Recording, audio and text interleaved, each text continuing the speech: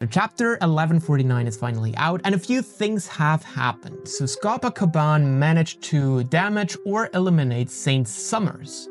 And when you go back to chapter 1148, Scopa said long time no see to Saint Summers, which means they have already fought or they have seen each other in the past, which might explain why Scopa knows exactly how to defeat the Celestial Knights, the Holy Knights. Though he has damaged one of the Holy Knights, he was sent all the way to the bottom with 2 arrows in his chest that came from Gunko or possibly Emu.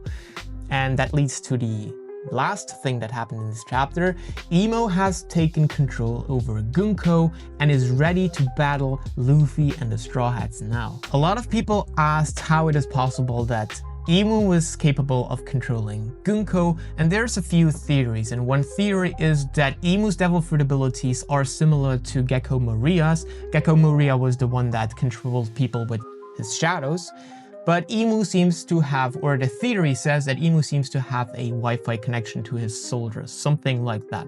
But I don't believe that theory. I believe that Gunko is in fact a copy of Koala from the Revolutionary Army because they look similar. And since Gunko is a copy of Koala, Emu made that copy so he is able to control Koala. The same way that Shamrock is a copy of Shanks. What do Shanks and Koala have in common? They both were on Marijoas as kids, so it's not impossible that Emu knew them as kids. This might also explain why Emu was capable of surviving for 800 years. Maybe he has just copied himself over and over and over again.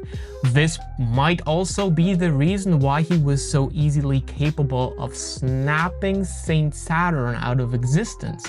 Maybe it was a copy that he himself controlled, and once he wants to get rid of his copies, he can just snap his fingers and they will dissolve into nothing. However, coming back to the chapter, what does it mean now that Emu is on Elbaf?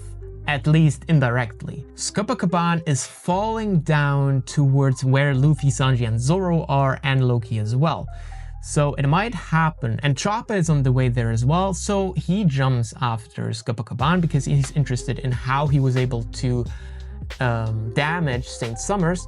So he's jumping after him, possibly healing him from his stabbing arrow wounds.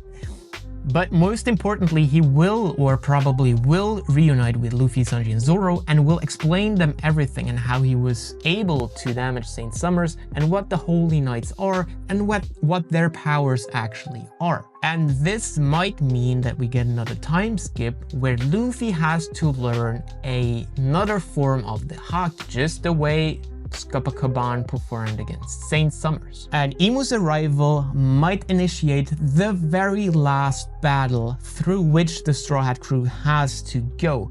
It is the very end of One Piece. The question is if we get a time skip in between or not. So if you want to be updated without reading every chapter of the manga, you should subscribe to this channel and you'll get all the little details and all the little theories of what might happen in the future of One Piece.